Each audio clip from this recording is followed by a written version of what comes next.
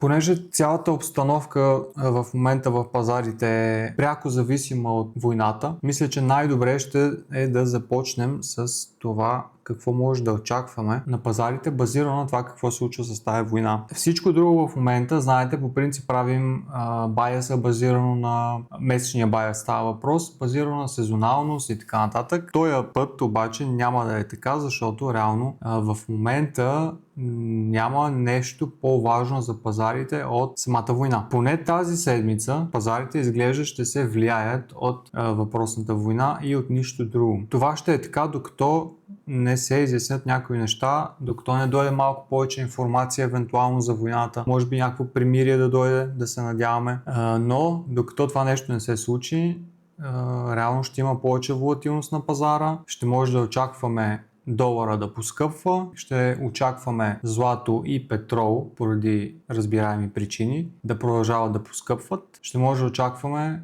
индексите като NASDAQ, S&P и като цяло акциите също да отслабват. Тоест индекси, акции надолу, злато, петрол главно нагоре. Крипто, много волатилност, за начало може би да започнат да падат като индексите, а след това вече може, зависи там от какви новини дойдат за криптото, може то да започне да се качва, защото понякога знаете, че биткоин по-специално, някои хора го смятат едва ли не за новото злато, така че там е малко по-специфично. Може би скоро да започне и то да поскъпва заедно с златото, ако разбира се продължат нещата по същия начин както са сега. Каква е причината USD да поскъпва? Причината е, че USD е safe haven валута, т.е. валута, в която парите се наливат при такива обстоятелства. В момента това се нарича risk-off ситуация. Парите излизат от рисковите активи и влизат в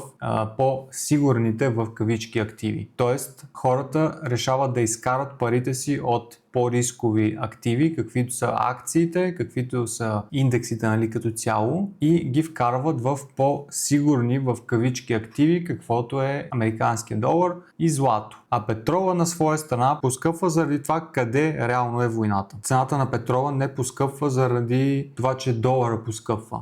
Двете нямат нищо общо. Просто заради това къде е войната. Повечето напрежение в момента пада върху петрола заради Иран. Тук не е чак толкова много напрежението около златото. Разбира се, златото пак ще намаже от цялата ситуация, защото е такъв актив, в който се наливат пари при всякакви такива войни и такива неща. Така че златото сигурно ще намаже от цялата ситуация, но петрола в случая се завишава заради протока. Точно там е войната, особено ако се засегне нещо по-сериозно, може да видим много големи скокове в петрола идните дни. Значи на самото отваряне е отворил с 11% и половина скок нагоре, след това рязко падане, разбира се, и сега пак тръгва нагоре. Въпросът е, че тия гапове, дето се появяват по този начин, на нас ни прецакват много от анализите и тук единственият вариант да се купува в момента, примерно на петрола, на златото и така нататък, е да се купува буквално на сляпо,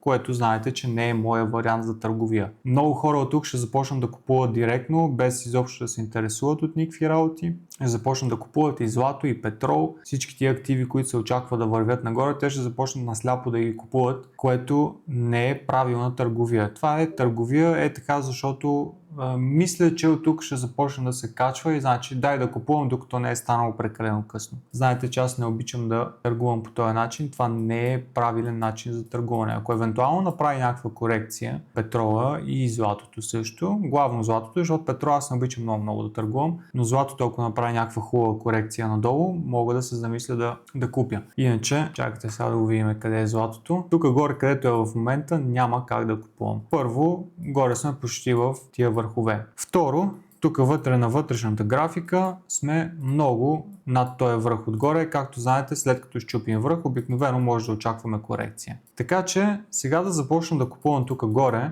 и след това златото да започне да прави някаква корекция. От тук дори да се обърне след това и аз да съм пак в печалба, аз ще трябва да претърпя цялата тая корекция. Защо? Кому е нужно да влизаме в такива тъпи сделки, само за да не изпуснем нещо? Нужно е на хората, които ги е страх да не изпуснат трейд. Мен не ме е страх да изпусна трейд. Ако изпусна трейда на златото, какво ще стане? Какво ще изпусна?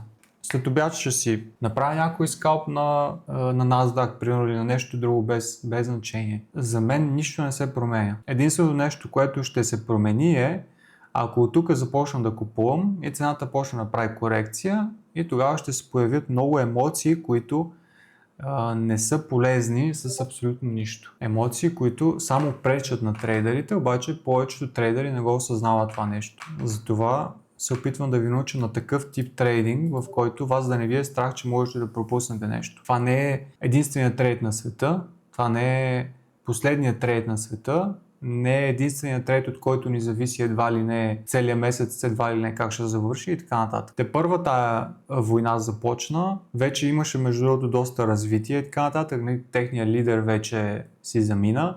Много други такива неща, които може би войната да приключи много скоро. Вече има доста голямо развитие по войната, така че за разлика от войната между Украйна и Русия, която в продължение на месеци и години няма кой знае какво развитие, тук за буквално 1-2 дни имаше много по-голямо развитие. Така че може като нищо тая война съвсем скоро да приключи. Пазарите, главно индексите злато и петрол, да се върнат към нормалното и това е. Филма приключва. Няма нужда от паника, няма нужда от това да започнете да купувате насляпо, само защото някой ви е казал, че златото ще започне да скача, да прави огромни скокове нагоре. Ето златото, това е от нощта, имаме тоя 4-часов кендъл, тоя, който е в момента, той е отворил преди половин час. 2 кендъла нагоре, ето го колко движение. Такова движение имало и в петък, имало и тук надолу и ще продължава да има. Така че нищо, кой знае какво не се е случило, не бързайте да купувате насляпо, само защото някой ви е казал да купувате, че ще се качват нагоре, ще има големи скокове, ще има не знам какво. Не бъдете от тия хора. Не бъдете от 90%, които губят пари на пазарите, само защото са импулсивни и се влияят от подобни неща. Искам да преминем тук към най-засегнатите инструменти. Първо, защото знам, че повечето от вас точно това искате да разберете. Какво се случва с златото, какво се случва с долара, какво се случва с индексите. Всичко друго е второстепенно, така че ще ви дам това, което искате. Злато. Както казах преди малко, златото се влияе главно от самата война. Така че можем да очакваме цените да продължават нагоре, но където се намира златото в момента, не е на изгодно място за купуване. Удря се в момента горе в тия върхове. Тук на вътрешния тренд имаме счупен връх и сме доста над върха, така че определено може да очакваме някаква корекция тук да започне съвсем скоро по въпросния тренд и няма как да купувам там горе. Просто за мен е невъзможно да започна да купувам там горе. Няма смисъл да вляза в някакви покупки тук и да изтърпя някакъв огромен drawdown преди евентуално цената да започне да върви нагоре. Няма смисъл да го правя това нещо. Предпочитам да пропусна вход и цената тук да си продължи нагоре, да си достигне дори 6-7 хиляди, ако иска.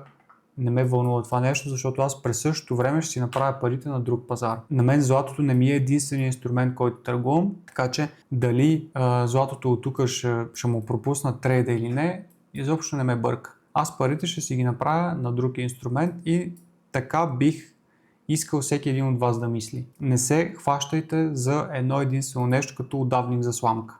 Най-важното нещо, което трябва да вземете от цялата ситуация, първо трябва да видим какво ще се случи и след това вече може да реагираме на това, което се е случило. Тоест, ще реагираме на това какво се случва по графиката, няма да се опитваме да я предсказваме, защото в такива обстоятелства не трябва да се опитваме да предсказваме какво ще се случи. Нещата могат да се променят прекалено бързо за нашите предсказания. Така че не е окей да се предсказва в момента. Първо място, от което евентуално бих гледал за покупки, е 52.50. Говорили сме за това и в предишни анализи. 52.50 е кръгло психологическо число, което аз бих гледал евентуално за покупки. Имаме, разбира се, един брейкър отгоре, който може даже да го опънем директно е така до 52.50 и това да е нашата зона, от която аз лично бих гледал за покупки. От тук горе може да очакваме да започне корекцията, но държа да подчертая дебело, В никакъв случай няма да гледам за продажби от там горе. Очаквам от там да започне корекцията, обаче това не означава, че ще гледам да продавам отгоре. На златото в момента може да търсим само и единствено покупки. Тази зона горе я оставям, за да ви покажа откъде смятам, че ще започне корекцията. Не я поставям там, за да продаваме от нея. Държа да го подчертая дебело това нещо. При NASDAQ това, което виждаме в момента на графиката и фундаментално какво се случва и какво очакваме да се случва заради войната, съвпадат едно с друго. Тоест, фундаментално и технически NASDAQ в момента е за надолу. Последното най-важно дъно, което цената е изчупила, е ето това дъно тук. Дъното е изчупено, имаме корекция горе до въпросната зона, която ние наглеждахме.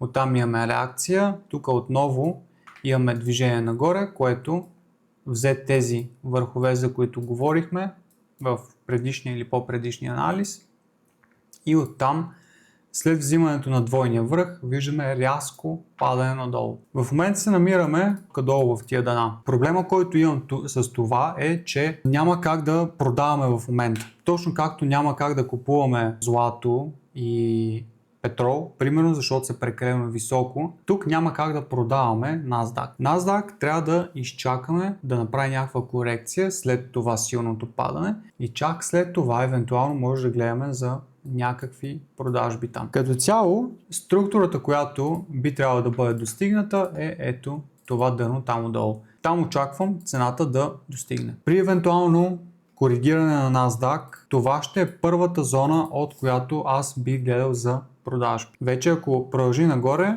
ще ви изпратя нов анализ и тогава ще видим какво може да направим. Така, в момента, в който Drone Liquidity е достигнат, спирам да гледам поне за момента за продажби. Като цяло, нали, за всякакъв трейд, защото не можем и да купуваме в същото време, но в момента, в който Drone Liquidity е достигнат, трябва първо да видим как и дали изобщо тия дъна ще бъдат пробити. Ако бъдат пробити с силен импулс, тогава можем да продължим да гледаме за продажби, но от тук, ако цената направи само някакъв малък sweep, примерно тук долу на опашките, да кажем, малък свип и тук почнат резки движения нагоре с такова V-образно обръщане, значи тук отдолу навлизат силни купувачи, без значение причината. Не ни интересува причината. Интересува ни самата реакция. Когато видим такова силно обръщане долу на дъната, това означава, че има в момента силни купувачи.